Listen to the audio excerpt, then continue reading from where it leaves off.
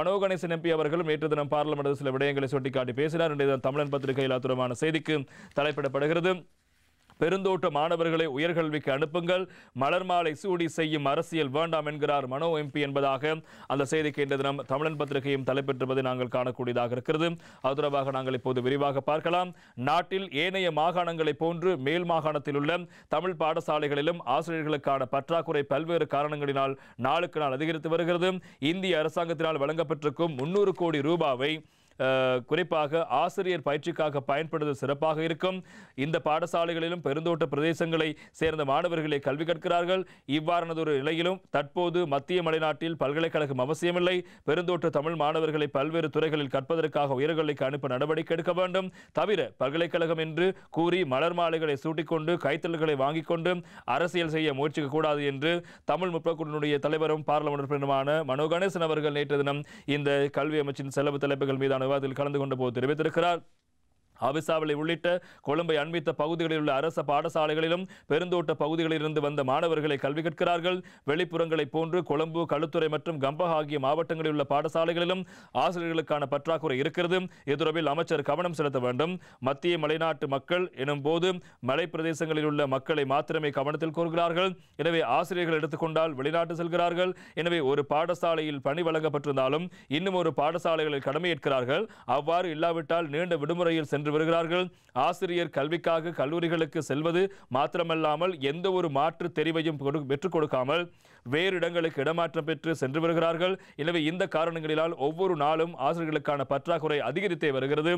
இருமொழி பாடசாலைகளில் நிலைமை காணப்படுகிறது. இருந்தாலும் வடக்கு கிழக்கு பிரதேசங்கள் தவிர்ந்த ஏனைய மாவட்டங்களில் பெருந்தோட்ட மாணவர்கள் கல்வி கற்கும் பிரதேசங்களில் இந்த நிலைமை பாரதூரமானதாக இருக்கிறது. கல்வியில் மிகவும் கீழ்மட்டத்தில் இருக்கும் குழுவினராக இந்த பெருந்தோட்ட மாணவர்கள் இருக்கிறார்கள். எனவே பெருந்தோட்ட மாணவர்கள் தொடர்பில் விசேட கவனம் செலுத்தப்பட வேண்டும். எமது கோரிக்கைக்கமைய 75 கோடி இந்திய ரூபாவை வழங்குவதாக இந்திய பிரதமர் நரேந்திர மோடி அறிவித்திருக்கிறார். ஆனால் அது வரவு செலவு திட்டம் உள்வாங்கப்பட்டிருக்கவில்லை.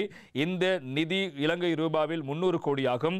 எனவே இது போன்ற நிதி உதவிகள் கிடைக்கும் போது அந்த நிதியை மக்களுக்காகவும் ஆசிரியர்களை பயிற்றுவிப்பதற்காகவும் பயன்படுத்துமாறு கேட்டுக் கொள்கின்றோம்.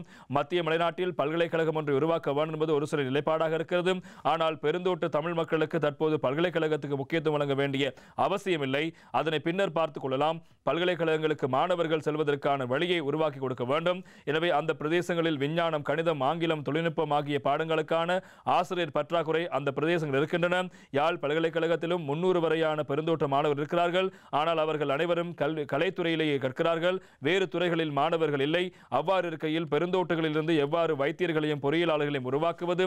அமைச்சர் திறமையாளர் என்பதால் இந்த பிரச்சனையை நடைமுறை ரீதியாக சிந்தித்து பார்க்க வேண்டும். பல்கலைக்கழகத்தை நிர்மாணித்து மலர் மாலைகளை கூட்டிக்கொண்டு கைத்தட்டல்களையும் ஏற்றுக்கொண்டு அரசியல் செய்யும் எண்ணம் எவருக்காவது இருந்தால் அதனை இங்கு செய்யக்கூடாது. அந்த நிதியை நாங்களே பெற்றுக்கொண்டோம். எனவே அந்த நிதியை முறையாக பயன்படுத்த வேண்டும். ஆசிரியர் பயிற்சிகள் விசேட கவனம் செலுத்த வேண்டும். புதிதாக சிந்திக்க வேண்டும். யாழ்ப்பாணத்தில் இந்தியாவின் கலாசார மத்திய நிலையம் ஒன்று பெருந்தொகை நிதி செலவில் நிர்மாணிக்கப்பட்டு தற்போது அதனை முகாமித்துவம் செய்ய முடியாத நிலை உருவாகி இருக்கிறது. இருந்தாலும் அவர்கள் அதற்காக நிதி ஒதுக்கீடு செய்து வருகிறார்கள். இதே போன்று ஆசிரியர்களின் பயிற்சி குறித்தும் விசேட கவனம் செலுத்த முடியுமாக இருந்தால் அது பயனுள்ளதாக இருக்கும் என்பதாக நேற்று தினம் மனோ எம்பி அவர்களும் பார்லிமென்ட் சுட்டிக்காட்டிய விவகாரங்களும் முக்கியமாக இருப்பதை காணலாம். இதே போல இந்த மலையக ஆசிரியர்கள் தொடர்பான விடயத்தில் நேற்று தினம் இந்த இருதரப்புக்கும் இலங்கை தொழிலாளர் காங்கிரஸ் அதே போல குறிப்பாக தமிழ் போக்குவரத்து ஆகியோருக்கு இடையிலான ஒரு முரண்பாடான தன்மை தோற்றுவிக்கப்பட்டது. எனவே அது தொடர்பான செய்திகளும் இன்று தினம் பத்திரிகையில் வெளியாகியிருப்பதை நாங்கள் காணலாம். இன்றைய தினக்குரல் பத்திரிகையில் தொடர்பான செய்தி ஒன்று வெளியாகியிருப்பதை நாங்கள் காணலாம். ஆசிரியர்கள் இல்லாமல் போனதற்கு யார் காரணம்? மலையக எம்பிக்கள் வாத பிரதிவாதம் என்பதாக இன்றைய தினம் அது தொடர்பான செய்தி தினக்குரல் பத்திரிகையில் வெளியாகும். அதேவேளை வீரகேசரி பத்திரிகையில் மலையகத்தில் கணித விஞ்ஞான ஆசிரியர் பற்றாக்குறைக்கு யார் காரணம்?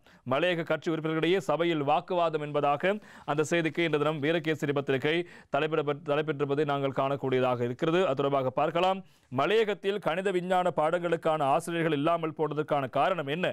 அதற்கு ஆதரவளித்தவர்கள் யார் என்பதில் மலையக கட்சி உறுப்பினர்களுக்கு இடையில் நேற்று சபையில் வாத பிரதிவாதம் இடம்பெற்ற விடயங்கள் முக்கியமாக இருப்பதை நாங்கள் காணலாம். எனவே விவாதத்தில் உரையாற்றிய தமிழ் போக்குடியினுடைய தலைவர் மனோ கணேசன் அவர்கள் தனது உரையில் மலையகத்தில் கணித விஞ்ஞானம் பாடங்களுக்கான ஆசிரியர்கள் இல்லாமை தொடர்பில் கவலை வெளியிட்டார். இதற்கு பதிலளித்த வகையில் உரையாற்றிய கல்வி ராஜாங்க அமைச்சர் அரவிந்தகுமார் அவர்கள், நீங்கள் கணித விஞ்ஞான பாடங்களுக்கான ஆசிரியர்கள் இல்லை என்று கூறினீர்கள். ஒரு கவலைக்குரிய விடயத்தை நான் சுட்டிக்காட்ட வேண்டும். 2016ஆம் ஆண்டு நுவரெலியா மாவட்ட ஒருங்கிணைப்பு குழு கூட்டத்தில் ஒரு முடிவு மேற்கொள்ளப்பட்டது. அதாவது வெளி மாவட்டங்களை சேர்ந்த எந்த மாணவர்களையும் நுவரெலியா மாவட்ட பாடசாலை உள்வாங்க முடியாது என்பது அந்த தீர்மானமாகும். அது பதுளையாக இருக்கலாம், சபரகமாக இருக்கலாம், இங்கெல்லாம் இருந்து 9A சித்திகளை எடுத்த மாணவர்களை கூட நுவரெலியா மாவட்டத்தில் உள்ள நல்ல கணித விஞ்ஞான ஆசிரியர்களை உருவாக்கக்கூடிய அந்த பாடசாலைகளுக்கு உள்வாங்க முடியாத ஒரு தன்மை அந்த தீர்மானத்தின் மூலம் ஏற்படுத்தப்பட்டது. இதிலும் கூட ஒரு கவலைக்குரிய விடயம் என்னவென்றால், அப்போது அந்த கூட்டத்தில் கல்வி ராஜாங்க அமைச்சரான எமது சமூகத்தைச் சேர்ந்த ராதாகிருஷ்ணனும் கூட இணைந்தே இந்த தீர்மானம் மேற்கொள்ளப்பட்டது. எனவே இந்த முடிவுக்கு நான் இணங்க மாட்டேன் என அவர் அப்போது சொல்லியிருந்தால் கடந்த 7-8 வருடங்களில் நூற்றுக்கணக்கான கணித விஞ்ஞான ஆசிரியர்களை உருவாக்கியிருக்க முடியும் என்பதாக நேற்று தினம் இவ்வாறு அரவிந்தகுமார் எம்பி அவர்கள் மனோ கணேசனிடம் தெரிவிக்க, அதற்கு பதிலளித்த மனோ கணேசன் எம்பி அவர்கள், உங்கள் பிரச்சனை சரி, அது நுவரெலியா மாவட்டத்தில் அனைத்து எம்பிக்களும் இணைந்து எடுத்த முடிவு, அது நடந்து முடிந்த கதை. இப்போது எல்லா மாவட்டங்களிலும் கணித விஞ்ஞானம் கற்பிக்கக்கூடிய பாடசாலைகள் உருவாக்க வேண்டும், நாம் எல்லோரும் சேர்ந்து உருவாக்கும் என்பதாக தெரிவித்தார். அதனைத் தொடர்ந்து இலங்கை தொழிலாளர் காங்கிரசினுடைய உறுப்பினர் மருதபாண்டி ரமேஸ்வரன் அவர்கள் குறிப்பிடுகின்ற போது, வெளிமாவட்ட மாணவர்களை நுவரெலியா மாவட்ட பாடசாலைகளுக்கு உள்வாங்குவதில்லை என்பது நுவரெலியா மாவட்டத்தில் அனைத்து எம்பிக்களுக்கும் இணைந்து எடுத்த முடிவு என மனோ கணேசன் எம்பி கூறுகிறார். அப்படி அல்ல, முன்னாள் கல்வி ராஜாங்க அமைச்சர் ராதாகிருஷ்ணனில் தான் அந்த திட்டம் கொண்டு வரப்பட்டது. அந்த திட்டத்தை நாம் அப்போது எதிர்த்தோம் என்பதாக நேற்று தினம் ராமேஸ்வரன் அவர்களும் தெரிவித்தார். அதன்போது எழுந்த கல்வி ராஜாங்க அமைச்சரான ராதாகிருஷ்ணன், முன்னாள் கல்வி ராஜாங்க அமைச்சர் ராதாகிருஷ்ணன் அவர்கள் கருத்துக்களை முன்வைக்கும் போது, நுவரெலியா மாவட்டத்தில் உள்ள பாடசாலைகளுக்கு வெளி மாவட்ட மாணவர்களுக்கான அனுமதி மறுக்கப்பட்டது. அப்போது நான் கல்வி ராஜாங்க அமைச்சராக இருந்தேன். அப்போது நுவரெலியா மாவட்ட பாடசாலைகளுக்கு வெளி மாவட்ட மாணவர்கள் அதிகமாக வந்து தங்களது உயர்தர பரீட்சை பெறுபேறுகளை எடுத்துக்கொண்டு வெளி மாவட்டங்களுக்கு போனார்கள். அப்படி அவர்கள் போனதால் நுவரெலியா மாவட்டத்தில் நல்ல பெறுபேறுகளை பெற்றாலும் பல்கலைக்கழகத்துக்கு மருத்துவ படத்திற்கு போகக்கூடிய சந்தர்ப்பம் கிடைக்கவில்லை.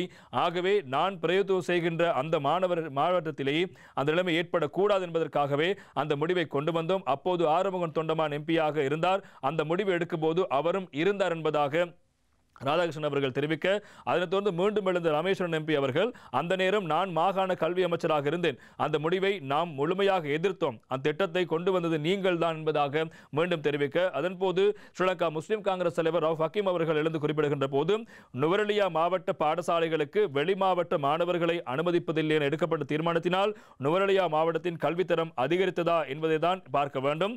என்னுடைய பார்வையில் என்னுடைய சொந்த ஊரான அபுகஸ்தாலாவை அல் மின்ஹாஜ் பாடசாலை கூடுதலான மருத்துவ மாணவர்களையும், உதாரணமாக சொல்லப்போனால் என்னுடைய மைத்துனியின் மகன் அங்கு பிறந்த ஒருவர் ரோயல் கல்லூரியில் படித்தவர். 10ஆம் வகுப்பு வரும்போது அவர் மீண்டும் தனது சொந்த ஊருக்கு வந்து படித்து மருத்துவத்துக்கு தெரிவானார். குறைந்த வெட்டுப்புள்ளி என்ற காரணத்தினால் அந்த வாய்ப்பு கிட்டியது. இன்று அவர் மருத்துவத்தில் ஒரு துறை சார்ந்த நிபுணராக இருக்கின்றார். எனவே இப்படியான வாய்ப்புகள் அந்த பகுதி மாணவர்களுக்கும் கிடைத்திருக்கிறதும் இல்லாமல் போகிறதும், அதே நேரம் திறமையான மாணவர்கள் வந்து படிக்கின்ற அதே நேரம் அங்குள்ள மாணவர்களின் திறமையும் அதிகரிக்கும். உண்மையில் இந்த தடையை செய்த காரணத்தினால் நுவரெலியா மாவட்டத்தில் கூடுதலான மருத்துவப்பட அனுமதி கிடைத்தது என்றால் அதனை வரவேற்கலாம். ஆனால் அப்படி இல்லாமல் இந்த தடையால் பாதிப்பு ஏற்பட்டுள்ளது என்பதை தான் கல்வி ராஜாங்க அமைச்சர் அரவிந்தகுமார் சொல்ல வருகிறார் நினைக்கிறேன் என்பதாகவும் நேற்றைய தினம் ஹக்கீம் அவர்கள் இந்த வாதத்தை நிறைவு கொண்டு வந்த விடயங்கள் முக்கியமாக இருப்பதை காணும். எனவே ராதாகிருஷ்ணன் அவர் 2012ஆம் ஆண்டு எடுத்த முடிவின் ஊடாக நுவரெலியா மாவட்டத்தின் ஊடாக இடம்பெறுகின்ற இந்த பல்கலைக்கழகம் தெரிவு செய்யப்படும் மாணவர்களுடைய எண்ணிக்கை குறைபடுகிறது. எனவே இந்த விடயத்தில் பாதிப்பு தான் இருக்கிறதே தவிர நன்மை இல்லை என்பதைத்தான் கல்வி ராஜாங்க அமைச்சர் அவர்கள் சுட்டிக்காட்டியிருப்பதாக ரவுஃப் ஹக்கீம் அவர்கள் நேற்று தினம் தெளிவுபடுத்த இந்த வாதம் நிறைவுக்கு வந்தது. அமைச்சர் ஜீவன் தொண்டமான் அவர்களும் இந்த அங்கிருக்கின்ற ஆசிரியர் பற்றாக்குறையை நிவர்த்தி செய்வதற்கான அவர்கள் எடுத்த நடவடிக்கை தொடர்பான சில விடயங்களை விளக்கப்படுத்தியிருந்தார். தொடர்பாக நாங்கள் இப்போது பார்க்கலாம். பிரதேசத்துக்கு பாடசாலைகள் அனைத்துக்கும் வளங்கள் கொடுக்கப்பட்டிருக்கின்றன, வசதிகள் செய்து கொடுக்கப்பட்டிருக்கின்றன. ஆகவே இந்த பாடசாலையில் இல்லாத ஒரே ஒரு பிரச்சனை ஆசிரியர் பிரச்சனை. இன்று இந்தியாவில் இருக்கின்ற மதுரை உயர் நீதிமன்றம் ஒரு தீர்ப்பு கொடுத்திருக்கின்றது. ஸ்ரீமா சாஸ்திரி ஒப்பந்தத்திலே இந்தியாவுக்கு சென்றவர்களுக்கு கட்டாயம் அங்கு அவர்களுக்கு குடியுரிமை கொடுக்கப்பட வேண்டும் என்பதை சொல்லியிருக்கின்றார்கள். இதை நாங்கள் வரவேற்கின்றோம். ஏனென்றால் இந்தியாவிலே போய் அதிகமான நாட்களிலே குடியுரிமை இல்லாமல் பல கஷ்டங்களை அனுபவித்து இன்னல்களை அனுபவித்து வந்த அந்த மக்களுக்கு ஒரு உயர் நீதிமன்றம் அங்கு தீர்ப்பு கொடுத்திருக்கின்றது. ஆகவே அதை நாங்கள் கட்டாயப்படுத்த வேண்டும். இல்லாவிட்டால் அவர்களை இங்கு கொண்டு வந்தால் நிச்சயமாக இப்பொழுது தோட்டத்திலே குடியேற்றப்பட வேண்டும். தோட்டத்திலே இன்னைக்கு இருக்கிற நிலைமையிலே அவர்கள் கொண்டு குடியேற்றப்பட்டால் மீண்டும் அவர்கள் பிச்சைக்காரராக தான் போவார்கள். கௌரவ உறுப்பினர் அவர்களே, ஒரு சின்ன திருத்தம். அது மதுரை உயர் நீதிமன்றம் இல்ல, மெட்ராஸ் உயர் நீதிமன்றம். தயவு செய்து தகவலை செக் பண்ணிக்கணும். ஒரு நிமிஷம் நான் முடிச்சிடுறேன். பதறாதீங்க, ரிலாக்ஸ். இப்போ அது மெட்ராஸ் உயர் நீதிமன்றம். ஆனால் வரவேற்கக்கூடிய விஷயம் தான், அது எல்லாரும் வரவேற்கிறோம். ரொம்ப நல்ல விஷயம். குறிப்பாக சொன்னால் ரத்னபுரம் அந்த பகுதியில் வந்து டீச்சர்ஸ் இல்லாதது ஒரு பெரிய பிரச்சனையாக இருக்குது. கிட்டத்தட்ட 31 வருஷத்துக்கு சயின்ஸ் மேத்ஸ் டீச்சர்ஸ் இல்லாதது ஒரு பெரிய பிரச்சனை தான். ஆனால் அதே நேரத்தில் நாங்கள் இதை கொஞ்சம் ஆராயும் போது நாங்கள் ஒரு விஷயம் கவனித்தோம்.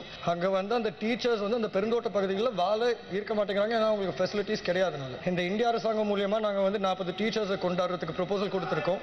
இந்த டீச்சிங் வில்லேஜஸ் உருவாக்குறதுக்கு பிளான் பண்ணுறோம், டீச்சிங் குவார்ட்டர்ஸ். ஸோ அதுலேயும் உங்களோட கருத்துக்களை நாங்கள் எடுத்து அதை முன்னால் செயல்படுத்தோம். நன்றி. எனவே இவ்வாறு பல விடயங்கள் தொடர்பில் நேற்று தினம் அங்கு பேசப்பட்டது.